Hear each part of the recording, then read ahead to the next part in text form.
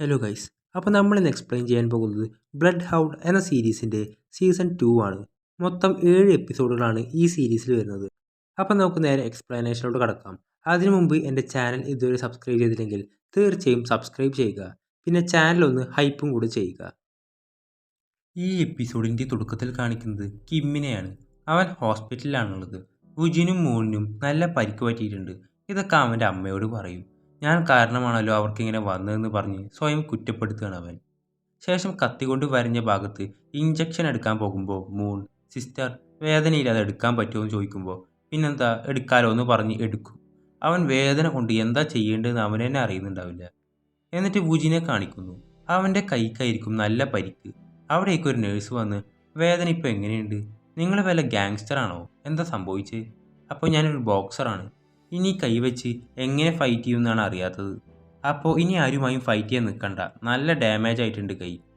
ശേഷം മൂൺ പുറത്തിറങ്ങും. ഇപ്പോൾ എങ്ങനെയുണ്ടെന്ന് ചോദിക്കുമ്പോൾ എനിക്ക് കുഴപ്പമൊന്നുമില്ല, ഒരു ഉറുമ്പ് കടിക്കണ വേദനയേ ഉള്ളൂ.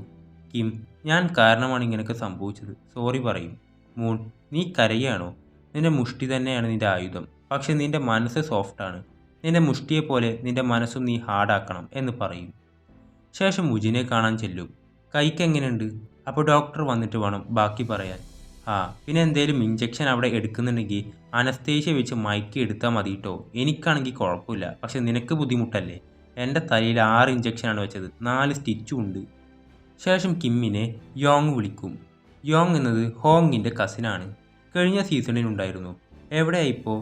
കാര്യങ്ങളെല്ലാം ഞാൻ അറിഞ്ഞിരുന്നു, നമുക്കെല്ലാം പരിഹരിക്കാമെന്ന് പറയും. ശേഷം ഹോങ്ങിനെയും യോങ്ങിനെയും മീറ്റ് ചെയ്യും.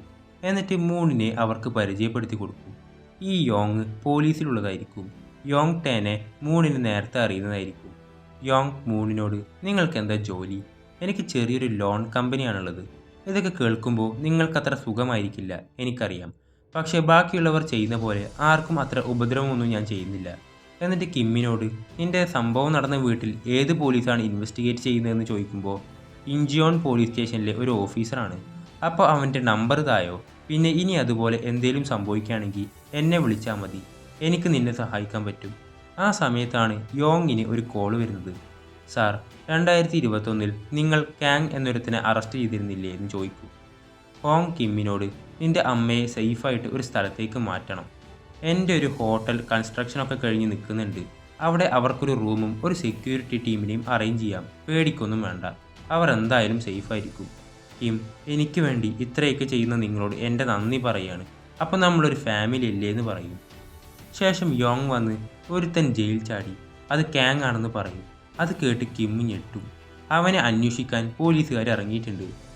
ശേഷം സാങ്ങിന് കുറച്ച് പരിക്കേറ്റിട്ടുണ്ട്. അവനെ കാണാൻ ബേക്ക് വരും. അവനെ കൊണ്ടുവരാനല്ലേ ഞാൻ പറഞ്ഞത്, ഇതിനാണോ ഞാൻ ഇത്രയും കാശ് മുടക്കുന്നതെന്ന് പറഞ്ഞ് അവനെ അടിക്കും. എനിക്ക് ഈ അനാഥരായ പിള്ളേരെ ഇഷ്ടമാണ്, നിന്റെ മകൾക്കും അങ്ങനൊരു ഗതി വരാതിരിക്കണമെങ്കിൽ പറഞ്ഞ പോലെ ചെയ്യണമെന്ന് പറയും. ശേഷം ബേക്ക് കാങ്ങിൻ്റെ അടുത്തേക്ക് ചെല്ലും. കുറേ പണം ഒരു ബാഗിലായി അവിടെ വെച്ച് ജയിലിൽ നിന്നിറങ്ങിയപ്പോൾ നന്നായോ, വേണേൽ നമുക്ക് ഒരുമിച്ച് വർക്ക് ചെയ്യാം. അവനെ നോക്കി കാങ് ചിരിക്കും. ശേഷം യോങ്, എന്നാലും അവനെങ്ങനെ ജയിൽ ചാടി? അപ്പോൾ ഗില്ല് പുറത്തിറങ്ങിയോ എന്ന് ചോദിക്കുമ്പോൾ ഏയ്, അവനൊരു ഐലൻഡിലുള്ള ഒരു ജയിലിലാണ്, അവിടുന്ന് അവന് ചാടാൻ പറ്റില്ല. ടേയോ, ഞാൻ സൈബർ ഇൻവെസ്റ്റിഗേഷൻ യൂണിറ്റിലുള്ള സമയത്ത് കുറച്ച് ഡാർക്ക് വെബ്സൈറ്റുകൾ ഉണ്ടായിരുന്നു, കൂടുതലും കോൺട്രാക്റ്റ് കില്ലിംഗ് ആയിരുന്നു. ഒപ്പം ജയിലിൽ നിന്ന് ആൾക്കാരെ ചാടിക്കുമായിരുന്നു. അപ്പോൾ അത് ഓപ്പറേറ്റ് ചെയ്യുന്ന ആളെയും പിടിക്കേണ്ടി വരും. ശേഷം അവന്മാരുടെ അടുത്ത് നിന്ന് അടി കിട്ടിയ ഒരുത്തം വന്ന് കുറേ കാശ് ചോദിക്കും. അവന്മാർ ബോക്സേഴ്സാണ്, അത് അവനോട് പറഞ്ഞിട്ടുണ്ടാവില്ല. അതിൻ്റെ ദേഷ്യം ഇയാൾക്കുണ്ട്. എവിടെ എനിക്കുള്ള ക്യാഷ് എന്ന് ചോദിച്ച് ചൂടാവും. ബേക്ക് ഒറ്റ പഞ്ച് കൊടുക്കും. എന്നിട്ട് കുറേ അടിച്ച് അവനെ വലിച്ചടിച്ച് ബാത്ത് ടബിൽ കൊണ്ടുപോയി അവിടെ കടിക്കാൻ പറയും. എന്നിട്ട് ഒറ്റ അടിക്ക് അവനെ കൊല്ലുന്നു. ശേഷം അമ്മയെയും യോങ്ടെയും സേഫായിട്ടുള്ള അവരുടെ ഹോട്ടലിലേക്ക് മാറ്റും. എന്നിട്ട് വുജിൻ ഹോസ്പിറ്റലിൽ നിന്ന് ഡിസ്ചാർജായി ആ ഹോട്ടലിലേക്ക് എത്തും. അതുപോലെ മൂണും അവൻ്റെ റൂമിലേക്ക് എത്തുന്നു. അവൻ്റെ സ്റ്റാഫ് നിങ്ങൾക്ക് കുഴപ്പമൊന്നുമില്ലല്ലോ, ഏയ് ഞാൻ ഓക്കെ ആണെന്ന് പറയും. ശേഷം വില്ലന്മാർ എല്ലാവരും കൂടെ ഇരുന്ന് പ്ലാൻ ഇടുകയാണ്. കിമ്മിനെ എങ്ങനെ അവരുടെ അടുത്ത് എത്തിക്കുമെന്നാണ് അവർ നോക്കുന്നത്. ഇനി എത്ര ചിലവായാലും വേണ്ടിയില്ല, അവനെ എനിക്ക് കിട്ടണം. ശേഷം ജാങ്ങിൻ്റെ ഒരാൾ വിളിച്ച് ഡിറ്റക്റ്റീവ് ജിയോങ്ങിന് മേജർ ക്രൈം യൂണിറ്റുമായി ഒരു മീറ്റിംഗ് ഉണ്ട് നാളെ 11 മണിക്ക്. ഡിറ്റക്റ്റീവ് ജിയോങ് കഴിഞ്ഞ എപ്പിസോഡിൽ കിമ്മിൻ്റെ വീടിനെ പറ്റി അന്വേഷിക്കാൻ വന്ന പോലീസില്ലേ, അയാളായിരിക്കും. അപ്പോൾ അവൻ ഫോറൻസിക്കിൻ്റെ തെളിവുകൾ കൈമാറാൻ പോവാണ്. അപ്പോൾ എന്ത് എവിഡൻസ്? അപ്പോൾ ആദ്യം ക്യാഷ് അയക്ക്, എന്നിട്ട് ബാക്കി പറയാം. എന്നിട്ട് ക്യാഷ് അയച്ചു കൊടുക്കുന്നു. ശേഷം കിമ്മും വുജിനും ടേയോങ്ങും ഡാർക്ക് വെബിലെ ആ സൈറ്റിൽ കയറി മ്യൂൾ കാർഡ് വെച്ച് മെമ്പർഷിപ്പ് എടുക്കും. അപ്പോൾ തന്നെ കിമ്മിൻ്റെ ഫോട്ടോ അതിൽ കാണും. അത് AI വെച്ച് അവരുണ്ടാക്കിയ ഫോട്ടോ ആണ്. ഇതൊക്കെ ഇല്ലീഗലായി തെറ്റല്ലേ എന്ന് ചോദിക്കുമ്പോൾ ഈ വെബ്സൈറ്റ് തന്നെ ഇല്ലീഗലാണെന്ന് ടേയോങ് പറയും. പുതിയൊരു IKFC മാച്ച് നടക്കുന്നുണ്ട് ഈ മാർച്ചിൽ സിയോളിൽ വെച്ച്. അതിൻ്റെ ഒപ്പോണൻ്റായി വരാൻ പോകുന്നത് കിം ആണെന്നാണ് കൊടുത്തിരിക്കുന്നത്. ഇതിൽ ജയിച്ചു കഴിഞ്ഞാലും അടുത്ത റൗണ്ടിലേക്ക് പൊക്കോണ്ടിരിക്കണം. ടേയോങ് അതിലുള്ള വീഡിയോ പ്ലേ ചെയ്യും. ഫസ്റ്റ് എപ്പിസോഡിൽ ബോക്സിങ്ങിൽ കിമ്മിൻ്റെ ഒപ്പോണൻ്റായി നിന്നവനെ ബെയ്ക്ക് അടിച്ചു കൊന്നിരുന്നല്ലോ, ആ വീഡിയോ ആയിരിക്കും കാണിക്കുന്നത്. ആ സമയം അവരുടെ ലാപ്ടോപ്പിലേക്ക് ആരോ വൈറസ് കയറ്റി വിടും. അത് ബെയ്ക്കിൻ്റെ ഹാക്കർ തന്നെയായിരിക്കും. അപ്പോൾ അത് തടയാൻ ടേയോങ് ശ്രമിക്കുന്നുണ്ട്. പക്ഷേ അവൾ അതിൽ പരാജയപ്പെടുന്നു. ഇവനെ അവരെ സ്ക്രീനിൽ കാണാം. അവൾക്ക് പറ്റാതെ വരുമ്പോൾ അവളത് പെട്ടെന്ന് ഓഫ് ചെയ്യും. ഇനി ഈ ലാപ്ടോപ്പ് യൂസ് ചെയ്യണ്ട, ഇത് ഓണാക്കിയാൽ അവന്മാർ ഇതിനെ നിയന്ത്രിക്കും. വുജിൻ അവളോട് സോറി പറഞ്ഞ് ഞങ്ങൾ പുതിയൊരു ലാപ്ടോപ്പ് വാങ്ങിത്തരാമെന്ന് പറയുന്നു. ശേഷം ഹോട്ടലിലേക്ക് മൂണും അവൻ്റെ സ്റ്റാഫും വരും. ഈ കിമ്മിൻ്റെ റൂം ഏതാണെന്ന് സെക്യൂരിറ്റീസിനോട് ചോദിക്കും. വുജിൻ മൂണിനോട് നിങ്ങൾക്കറിയോ, കിം അന്ന് ബോക്സിംഗ് മാച്ചിൽ തോൽപ്പിച്ച ആ ഫൈറ്ററിനെ അറിയാം. അവൻ IKFCയിലുള്ള ഫൈറ്ററായിരുന്നു. പക്ഷേ എല്ലാം അറിയുന്നതിന് മുമ്പേ ലാപ്ടോപ്പ് ഹാക്കായിപ്പോയി. അവനെ കൊണ്ടുപോയ ആൾക്കാർ തന്നെയാണ് അന്ന് ഞങ്ങളുടെ വീട്ടിലും വന്നത്. പിന്നീടാണ് അവനെ മിസ്സായതും. മൂൺ, നമ്മൾ കിമ്മിനെ പ്രൊട്ടക്റ്റ് ചെയ്യണം. അവർക്കിനി അടുത്തത് വേണ്ടത് ഇവനെയാണ്. അപ്പോൾ ഇനി എന്താ പരിപാടി എന്ന് ചോദിക്കുമ്പോൾ നാളെ 11 മണിക്ക് ഒരു മീറ്റിംഗ് ഉണ്ട് ഡിറ്റക്റ്റീവ് ജിയോങ്ങും യോങ്ങും തമ്മിൽ. വുജിനോട് ചോദിക്കുമ്പോൾ ഞാൻ റെസ്റ്റ് എടുക്കാമെന്ന് പറയും. നിന്റെ സുപ്പീരിയറായ ഞാനിവിടെ തലക്കടി കൊണ്ട് നാട് മൊത്തം ഓടി നടക്കുമ്പോൾ നീ ഇവിടെ കിടന്ന് ഉറങ്ങാൻ പോവാണോ? അപ്പോൾ അവൻ്റെ കൈക്ക് പ്രശ്നമുണ്ടെന്ന് പറയുമ്പോൾ അതിപ്പോൾ എൻ്റെ കൈക്കും പ്രശ്നമുണ്ട്, കണ്ടില്ലേ, ഒരു സ്പൂൺ എടുക്കാൻ പോലും പറ്റുന്നില്ലെന്ന് പറഞ്ഞ് കാണിച്ചു കൊടുക്കും. വുജിൻ, എന്നാൽ ഞാൻ വരാം. അപ്പോൾ നമ്മൾ എങ്ങോട്ടാണ് പോകുന്നതെന്ന് ചോദിക്കും. ശേഷം അവരൊരു കഫേയിലുണ്ടാകും. ആ നേരത്ത് അന്ന് ഇവരെ രാത്രി അടിക്കാൻ ആ കൂട്ടത്തിലുണ്ടായിരുന്ന ഒരുത്തനെ കാണുമ്പോൾ അവനെ ഫോളോ ചെയ്തു പോകും. അവൻ നേരെ ഒരു ജിമ്മിലേക്കാണ് പോകുന്നത്. മൂണിൻ്റെ സ്റ്റാഫ് ഇവിടെയാണ് അവരുടെ ഗ്യാങ് മൊത്തം ഉണ്ടാവാറ്. അപ്പോൾ നിനക്ക് ഉറപ്പാണോ എന്ന് ചോദിക്കുമ്പോൾ അതേന്ന് പറയും. എന്നിട്ട് അവർ കയറി ചെല്ലുമ്പോൾ തന്നെ കുറേ എണ്ണം ഉണ്ടാവും അവിടെ. മറ്റവൻ, ഇവന്മാരാടാ അന്ന് രാത്രി ഞങ്ങൾ അടിച്ചതെന്ന് പറഞ്ഞ് എല്ലാവരും കൂട്ടത്തോടെ വരും. കുറച്ച് നേരത്തെ പിടിവലിക്ക് ശേഷം അവർ 3 പേരും ഓടും. പക്ഷേ അവർ ബ്ലോക്ക് ചെയ്ത് പിടിക്കും. മൂൺ, നിക്ക്, നമുക്കിതിൻ്റെ ആവശ്യമില്ല, ആണുങ്ങളെപ്പോലെ സംസാരിക്കാം. പക്ഷെ അവന്മാർ അതൊന്നും കേൾക്കില്ല. എന്നിട്ട് അവിടെ ഫൈറ്റ് നടക്കും. വുജിൻ അവന് പറ്റുന്ന പോലെ ഒറ്റക്കൈ വെച്ച് എല്ലാത്തിനെയും അടിക്കും. അതുപോലെ സ്റ്റാഫാണേലും മൂണാണേലും എല്ലാത്തിനെയും അടിക്കുന്നു. അങ്ങനെ അടിക്കടെ വുജിന് വേറെ വഴിയില്ലാതെ മുറിവുള്ള അവൻ്റെ കൈ വെച്ച് തന്നെ അടിക്കേണ്ടി വരും. പെട്ടെന്ന് തന്നെ അതിൽ നിന്ന് ചോര വരാൻ തുടങ്ങും. അപ്പോഴേക്കും പോലീസും അവിടെ എത്തുന്നു. ശേഷം കിമ്മും യോങ്ങും ഡിറ്റക്റ്റീവ് ജിയോങ്ങിനെ കാത്തിരിക്കുകയാണ്. അവിടെ എത്താൻ നേരം ആരോ കത്തി കൊണ്ട് കുത്തി അവിടുന്ന് പോകും. കിമ്മും യോങ്ങും പെട്ടെന്ന് തന്നെ ചെല്ലും. അവർ നോക്കുമ്പോൾ ഹൂടിയിട്ട ഒരുത്തൻ ആണിത് ചെയ്തതെന്ന് മനസ്സിലാവും. കിമ്മിനോട് അവനെ വിടരുത്, പിടിക്കെന്ന് പറയും. കിം അവൻ്റെ പിന്നാലെ ഓടും. ജിയോങ്ങിനാണെങ്കിൽ ബോധം വരുന്നുണ്ടാവില്ല. അവൻ പാർക്കോർ ആയതുകൊണ്ട് ഏത് ബിൽഡിങ്ങും നിസ്സാരമായി കയറുന്നു. അങ്ങനെ ഓടി ഒരു ബിൽഡിങ്ങിൽ നിന്ന് മറ്റേതിലേക്ക് ചാടും. അപ്പോൾ കിം ഒന്ന് പകച്ചു നിൽക്കുമെങ്കിലും അവനും ചാടുന്നു. എന്നിട്ട് കൊത്തിപ്പിടിച്ച് എങ്ങനെയോ കയറും. പക്ഷെ അപ്പോഴേക്കും അവൻ രക്ഷപ്പെട്ടിരുന്നു. എന്നിട്ട് യോങ്ങിൻ്റെ ഒരു മെസ്സേജ് വരും.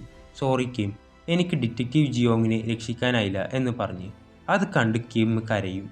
അപ്പോഴാണ് വുജിൻ വിളിക്കുന്നത്. നീ യോങ്ങിനെയും കൂട്ടി സ്റ്റേഷനിലേക്ക് വരുമോ എന്ന് ചോദിച്ചിട്ട്. ശേഷം സ്റ്റേഷനിലെത്തുമ്പോൾ അവിടെ മൂണും വുജിനും അവൻ്റെ സ്റ്റാഫും ഉണ്ട്. എന്നിട്ട് ഹോങ് അവിടുത്തെ ചീഫിനോട് കുറേ സംസാരിക്കും. പുറത്തിറങ്ങിയ ചീഫ് ആ 3 എണ്ണത്തിൻ്റെയും വിലം കഴിക്കാൻ പറയും. അപ്പോൾ മറ്റോമാർ ബഹളം വെക്കാൻ തുടങ്ങും.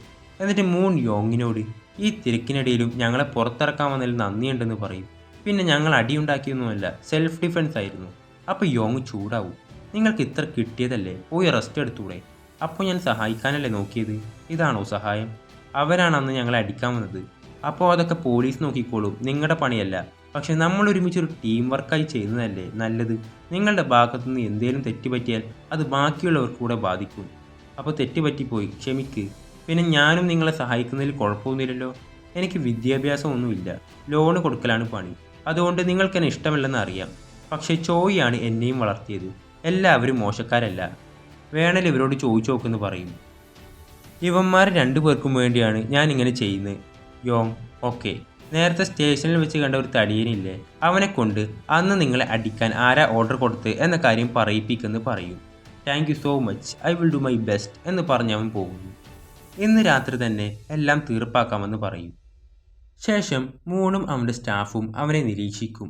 അവനൊരു മസാജ് സെൻറ്ററിലേക്കാണ് പോകുന്നത്. അവൻ്റെ പിന്നാലെ ഇവരും ചെല്ലും. മൂൺ അവിടുന്ന് കിട്ടുന്നൊരു വടിയെടുത്ത് കയ്യിൽ പിടിക്കും. അവിടുത്തെ സ്റ്റാഫ് ഇവൻ്റെ ആളായിരിക്കും. നീ ആ ഷട്ടർ അടച്ചേക്ക്, അവൻ ഏത് റൂമിലേക്കാ പോയതെന്ന് ചോദിക്കുന്നു. ശേഷം തടിയൻ മസാജ് ചെയ്യാൻ വേണ്ടി അവിടെ കിടക്കും. ഇവൻ ചെന്ന് ആദ്യം തന്നെ കൈ ലോക്ക് ചെയ്യും. മറ്റവൻ തല ചവിട്ടി പിടിക്കും. അനങ്ങാൻ സമ്മതിക്കില്ല. തടിയെ നല്ല തെറി വിളിക്കും. മൂൺ, ഈ പണി ഞാൻ ഏറ്റെടുത്തതല്ല, ഇതെന്നെ തേടി വന്നതാ. എന്നിട്ട് ആ വടി കൊണ്ട് അവൻ്റെ നേർച്ചപ്പെട്ടി കുത്തിപ്പൊളിക്കാൻ തുടങ്ങും. അതിൽ കുത്തി ഇറക്കും. അവൻ കിടന്ന് അലറുമ്പോൾ ഞാൻ ചോദിക്കുന്നതിന് ഉത്തരം പറ. അവൻ പറയില്ലെന്ന് പറയും. അപ്പോൾ ആ സ്റ്റിക്ക് വെച്ച് ശക്തിയായി ഇങ്ങനെ ഇളക്കി കൊടുക്കും. അപ്പോൾ ഞാൻ പറയാമെന്ന് പറയുന്നു. അപ്പോൾ കിമ്മിൻ്റെ കൂടെ അന്ന് ബോക്സിങ്ങിൽ മത്സരിച്ചവൻ എവിടെയെന്ന് ചോദിക്കുമ്പോൾ അവനും ഒരു മുടി നീട്ടി വളർത്തിയ ഒരുത്തനുണ്ട്. ബേക്കിന് ഉദ്ദേശിച്ചായിരിക്കും പറയുന്നത്. അവർ തമ്മിൽ ഫൈറ്റ് ചെയ്തു. ആരാ ആ മുടി നീട്ടി വളർത്തിയവരെന്ന് ചോദിക്കുമ്പോൾ അതറിയില്ല. എൻ്റെ ഒരു ഫോട്ടോ ഉണ്ട്. അവൻ്റെ ഫോട്ടോ അല്ല, അതൊരു വാച്ചിൻ്റെ ഫോട്ടോയാണ്. ആ വാച്ചാണ് അവന് കിട്ടിയിരുന്നത്. അത് നല്ല വാച്ച് ആയതുകൊണ്ട് ഞാനെടുത്തൊരു ഫോട്ടോ എടുത്തു ഇൻസ്റ്റയിൽ പോസ്റ്റ് ചെയ്യാൻ. അങ്ങനെ മൂൺ അവിടുന്ന് പോകുന്നു. ശേഷം യോങ്ങിന് മൂണിൻ്റെ മെസ്സേജ് വരും. ആ ഫോട്ടോ അയച്ചു കൊടുക്കുന്നു. അപ്പോൾ യോങ്ങിനൊന്നും മനസ്സിലാവുന്നുണ്ടാവില്ല. അവൻ്റെ ഒരു സ്റ്റാഫിനെ വിളിച്ച് നീ വാച്ചിൻ്റെ കാര്യത്തിൽ എക്സ്പേർട്ട് അല്ലേ, ഇതൊന്ന് നോക്കിയെന്ന് പറയും. ശേഷം ഹോങ്ങിൻ്റെ സെക്രട്ടറി റൂമിലേക്ക് എത്തുമ്പോൾ ബെയ്ക്കിൻ്റെ ആളുകൾ അവൻ്റെ അനിയത്തിയെ കെട്ടിയിട്ടുണ്ടാകും. എന്നിട്ട് ഇവനെ അടിച്ച് അനിയത്തിയെ വെച്ച് ഭീഷണിപ്പെടുത്തും. ഞരമ്പ് മുറിക്കുമെന്ന് പറഞ്ഞ്. എന്നിട്ട് കിം എവിടെയെന്ന് ചോദിക്കും. അവന് വേറെ വഴിയില്ലാത്തതുകൊണ്ട് തന്നെ അവനുള്ള ഹോട്ടൽ പറഞ്ഞു കൊടുക്കാണ്. എന്നിട്ട് ജാങ് ഒരു ഗ്രൂപ്പിൽ നാളെ ഒരു വർക്കുണ്ട്, ആരാ ചെയ്യുന്നതെന്ന് ചോദിക്കുമ്പോൾ ഒരു സൈക്കോ 69 എന്ന പേരിൽ നിന്ന് ഒരു മെസ്സേജ് വരും, ഞാൻ ചെയ്യാമെന്ന് പറഞ്ഞ്. ശേഷം കാണിക്കുന്നത് ഒരു പെണ്ണിനെയാണ്. അവൾ നാക്കിൽ ഒരു ഡ്രഗൊക്കെ ഒട്ടിച്ച് നേരെ ഒരു ബാറിലേക്ക് ചെല്ലും. എന്നിട്ട് അവിടെയുള്ള ഒരു പയ്യനെ കിസ് ചെയ്യും. ആ ഗ്യാപ്പിൽ ആ ഡ്രഗ് അവൻ്റെ വായിലേക്കാക്കി കൊടുക്കും. പെട്ടെന്ന് അവന് ശ്വാസം കിട്ടുന്നുണ്ടാവില്ല. അപ്പോൾ ഒരു 3 മണിക്കൂറിനുള്ളിൽ ഈ എഫക്റ്റ് തീർന്നോളും. എന്നിട്ട് വായിലേക്ക് ഒരു ലിക്വിഡ് ഒഴിച്ചു കൊടുക്കുന്നു. ഹോങ് എപ്പോഴാണ് വരിക എന്ന് ചോദിക്കുമ്പോൾ 8 മണിക്കെന്ന് പറയും. അവൾ ചോദിക്കുന്നതിനേക്ക് അവൻ ഉത്തരം പറയുന്നുണ്ടാവും. ശേഷം ഹോങ് ബാറിലെത്തും. കൂടെ സെക്രട്ടറിയും ഉണ്ടാവും. അവനൊന്നും ചെയ്യാൻ പറ്റാത്ത അവസ്ഥയിലായിരിക്കുമുള്ളത്. ശേഷം മറ്റവൾ അവിടുത്തെ സ്റ്റാഫായി നിൽക്കും. ഗ്ലാസ്സിൽ എന്തോ ലിക്വിഡ് ഒറ്റിക്കുന്നുണ്ട്. എന്നിട്ട് അയാൾക്ക് ഡ്രിങ്ക്സ് ഒഴിച്ചു കൊടുക്കും. എന്നിട്ടത് കുടിക്കുന്നതും കാണിച്ചുകൊണ്ടാണ് ഈ എപ്പിസോഡ് അവസാനിക്കുന്നത്. അപ്പോൾ അടുത്ത എപ്പിസോഡ് ഉടൻ വരുന്നതാണ്. ആ എപ്പിസോഡുകളെല്ലാം മിസ്സാവാതിരിക്കാനായി ഈ ചാനൽ ഒന്ന് സബ്സ്ക്രൈബ് ചെയ്യുക.